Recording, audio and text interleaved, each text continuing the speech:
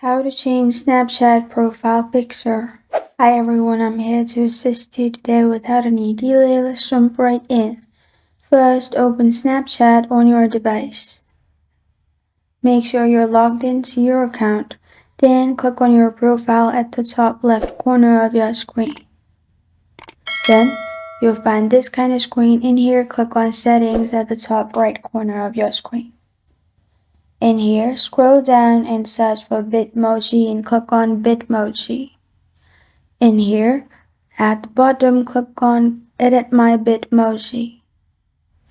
After that, you can change everything like hair, makeup, and even clothes. You can also add accessories. After you're done, press on Save at the top right corner of your screen.